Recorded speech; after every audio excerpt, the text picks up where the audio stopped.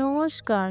মহাভারত পাঠের 23তম পর্বে আজকে আমরা শুনতে চলেছি কৌরব ও পাণ্ডবদের অস্ত্র শিক্ষা প্রদর্শনের কাহিনী। একদিন ব্যাস, কৃপ, ভীষ্ম, বিদুর প্রভৃতির জনসমক্ষে দ্রোণাচার্য ধৃতরাষ্ট্রকে বললেন, মহারাজ, কুমারদের শিক্ষা সম্পূর্ণ হয়েছে। আপনি অনুমতি দিলে তারা নিজ নিজ শিক্ষা প্রদর্শন করবেন। ধৃতরাষ্ট্র হৃষ্ট হয়ে বললেন, আপনি মহৎ কর্ম সম্পন্ন করেছেন। আমার ইচ্ছা হচ্ছে চক্ষুষ্মান লোকের ন্যায় আমিও কুমারগণের পরাক্রম দেখি।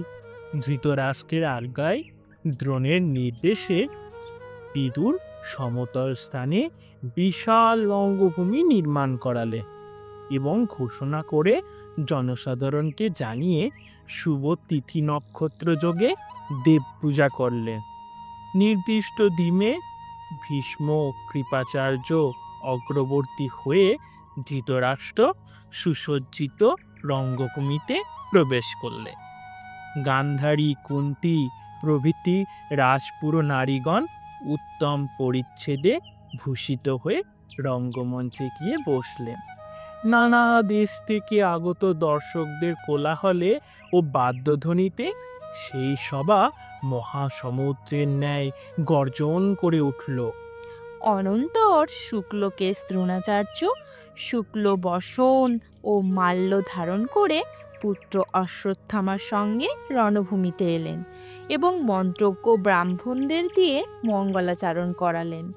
দ্রোণ ও কৃপকে ধৃতরাষ্ট্র সুবর্ণ রত্নাদি দক্ষিণা দিলেন। তারপর ধনু ও তুনি ধারণ করে বর্ম, কটিবদ্ধ প্রভৃতিতে সুরক্ষিত হয়ে রাজপুত্রগণ রঙ্গভূমিতে প্রবেশ করলেন এবং যুধিষ্ঠিরকে পূর্ববর্তী করে জ্যেষ্ঠানুক্রমে অস্ত্রপ্রয়োগ দেখাতে লাগলেন। তারা অশ্বারোহণে দ্রুত বেগে নিজ নিজ নামাঙ্কিত বাণ দিয়ে লক্ষ্যভেদ করলেন। তারপর রথ, গজ, অশ্বচালনা, বাহুযুদ্ধের এবং খড়গচর্ম প্রয়োগের বিবিধ প্রণালী দেখাতে লাগলেন। তারপর পরস্পরের প্রতি বিদ্বেষযুক্ত দুর্যোধন ও ভীম গদাহস্তে এসে মত্তহস্তির ন্যায় সগর্জনে পরস্পরের সম্মুখীন হলেন। কুমারগণ রঙ্গভূমিতে কি করছেন তার বিবরণ বিদুর ধৃতরাষ্ট্রকে এবং কুন্তী গান্ধারীকে জানাতে লাগলেন। দর্শকদের একদল ভীমের এবং আর একদল দুর্যোধনের পক্ষপাতী হওয়ায় জনমণ্ডলী যেন দ্বিধা বিভক্ত হয়ে গেল। সভায় কুরুরাজের জয়, ভীমের জয় এরূপ কোলাহল উঠল। তখন দ্রোণ তার পুত্র অশ্বত্থামাকে বললেন, তুমি ওই দুই মহাবীরকে নিবারণ করো, যেন রঙ্গস্থলে ক্রোধের উৎপত্তি না হয়। অশ্বত্থামা গদাযুদ্ধে উদ্যত ভীম আর দুর্যোধনকে নিরস্ত করলেন। মেঘমন্দ্রতুল্য বাদ্যধ্বনি থামিয়ে দিয়ে দ্রোণ বললেন, যিনি আমার পুত্রের চেয়েও প্রিয়, সর্বশাস্ত্র বিশারদ, উপেন্দ্রতুল্য সেই অর্জুনের শিক্ষা এবার আপনারা দেখুন। দর্শকগণ উৎসুক হয়ে অর্জুনের নানা প্রকার প্রশংসা করতে লাগলো। ধৃতরাষ্ট্র জিজ্ঞাসা করলেন, হঠাৎ ক্রুদ্ধ সমুদ্রের ন্যায় মহাশব্দ হচ্ছে কেন? বিদুর বললেন, পাণ্ডুনন্দন অর্জুন অবতীর্ণ হয়েছেন। ধৃতরাষ্ট্র বললেন, কুন্তীর 3 পুত্রের গৌরবে আমি ধন্য হয়েছি, অনুগৃহীত হয়েছি এবং সর্বদিক দিয়ে রক্ষিত হয়েছি। অর্জুনের আগ্নেয়, বারুণ ও বায়ব্য প্রভৃতি বিবিধ অস্ত্রের প্রয়োগ দেখালেন। তারপর একটি ঘূর্ণীয়মান লৌহবরাহের মুখে একসঙ্গে 5টি বাণ নিক্ষেপ করলে। তারপর লঞ্জুলম্বিত গ্রসিঙ্গের ভিতর 21টি বাণ প্রবিষ্ট করালেন। তারপরে খড়গ, গদা প্রভৃতি বিবিধ অস্ত্রের কৌশলও দেখাতে লাগলেন। অর্জুনের কৌশল প্রদর্শন শেষ হয়ে এসেছে এবং পাদ্যরবও মন্দীভূত হয়েছে। এমন সময় দ্বারবেশে সাহসা বজ্রধ্বনির ন্যায় শব্দ শোনা গেল। দ্বারপাল্লা পথ ছেড়ে দিয়ে কবচ কুণ্ডল শোভিত মহাবিক্রমশালী কর্ণ পাদচারী পর্বতের ন্যায় রঙ্গভূমিতে এলেন এবং অধিক সম্মান না দেখিয়ে দ্রোণ ও কৃপকে প্রণাম করলেন। অর্জুন যে তার ভ্রাতা তা না জেনে কর্ণ বললেন, পার্থ, তুমি যা দেখিয়েছ তার সবই আমি দেখাবো। এই বলে তিনি দ্রোণের অনুমতি নিয়ে অর্জুন যা যা করেছিলেন তাই করে দেখালেন। দুর্যোধন আনন্দিত হয়ে কর্ণকে আলিঙ্গন করে বললেন, মহাবাহু, তোমাকে স্বাগত জানাচ্ছি। তুমি এই কুরুরাজ্য ইচ্ছামতো ভোগ করো। কর্ণ বললেন, আমি তোমার সখ্য চাই আর অর্জুনের সঙ্গে দ্বন্দ্বযুদ্ধ করতে চাই। দুর্যোধন বললেন, তুমি সখা হয়ে আমার সঙ্গে সমস্ত ঐশ্বর্য ভোগ করো আর শত্রুদের মাথায় পা রাখো। অর্জুন নিজেকে অপমানিত জ্ঞান করে বললেন, কর্ণ, যারা অনাহুত হয়ে আসে আর অনাহুত হয়ে কথা বলে তারা না সবাই নরকে যায়, আর আমিও তোমাকেই সেইখানেই পাঠাবো। কর্ণ বললেন, এই রঙ্গভূমিতে সকলের আসবার অধিকার আছে। দুর্বলের ন্যায় আমার নিন্দা করছো কেন? যা বলবার স্বর দিয়েই বলো। আজ গুরুর সম্মুখেই স্বরাঘাতে তোমার শিরচ্ছেদ করব। তারপর দ্রোণের অনুমতি নিয়ে অর্জুন তার ভ্রাতাদের সঙ্গে কর্ণকে সম্মুখীন হলেন। দুর্যোধন ও তার ভ্রাতারা কর্ণের পক্ষে গেলে ইন্দ্র আর সূর্যদেব নিজ নিজ পুত্রদেরও দেখতে এলেন।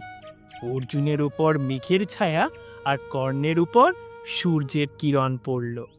দ্রোণ, কৃপ, ভীষ্ম অর্জুনের কাছে গেলে রঙ্গভূমি দুই পক্ষে বিভক্ত হওয়ায় স্ত্রীদের মধ্যেও দ্বৈতভাব উৎপন্ন হলো। কর্ণকে চিনতে পেরে কুন্তী মূর্ছিত হলেন।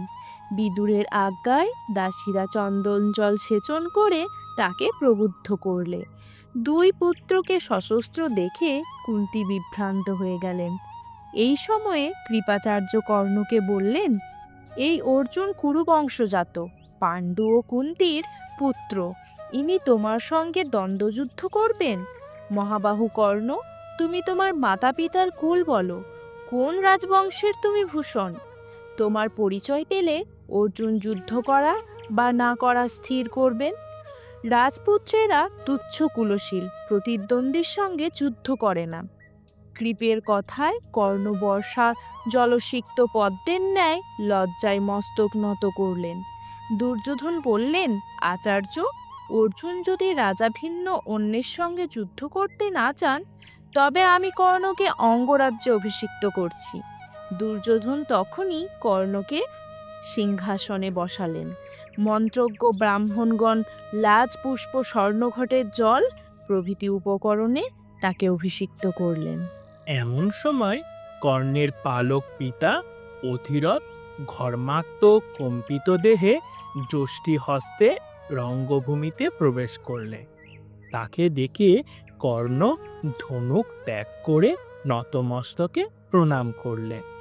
অধিরথ সসম্ভ্রমে তার চরণ আবৃত করে পুত্রকে সস্নেহে আলিঙ্গন করলেন এবং তার মস্তক অস্তুজলে অভিষিক্ত করলেন। ভীম সহাস্যে বললেন, সুতপুত্র, তুমি অর্জুনের হাতে মরবার যোগ্য নও। তুমি কষা হাতে নিয়ে কুলধর্ম পালন করো। কুকুর যেমন যজ্ঞের পুরোডাস খেতে পারে না, তুমিও অঙ্গরাজ্য ভোগ করতে পারো না। ক্রোধে কর্ণের ওষ্ঠ কম্পিত হতে লাগলো। দুর্যোধন বললেন, ভীম, এমন কথা তোমার বলা উচিত হয়নি। এই দ্রোণাচার্য কলস থেকে এবং কৃপাচার্য সরস্তম্ভ থেকে জন্মেছিলেন, আর তোমাদের জন্মবৃত্তান্তও আমার জানা আছে। কবচকুণ্ডলধারী সর্বলক্ষণযুক্ত কর্ণ নিজ বংশে জন্মাতে পারেন না। কেবল অঙ্গরাজ্য নয়, সমস্ত পৃথিবী ইনি ভোগ করার যোগ্য। যারা অন্যরূপ মনে করে তারা যুদ্ধের জন্য প্রস্তুত হোক। এই সময়ে সূর্যাস্ত হলো। দুর্যোধন কর্ণের হাত ধরে রঙ্গভূমি থেকে প্রস্থান করলেন। পাণ্ডবগণ, দ্রোণ, কৃপ, ভীষ্ম প্রভৃতিও নিজ নিজ ভবনে চলে গেলেন। কর্ণ অঙ্গরাজ্য পেলেন দেখে কুন্তী আনন্দিত হলেন। যুধিষ্ঠিরের এই বিশ্বাস হলো যে কর্ণের তুল্য ধনুর্ধর পৃথিবীতে নেই। আজকের মতো মহাভারত পাঠের কাহিনী এখানেই সমাপ্ত হলো। আগামী পর্বে আপনারা শুনতে পাবেন মহাভারতের এক নতুন কাহিনী। নমস্কার।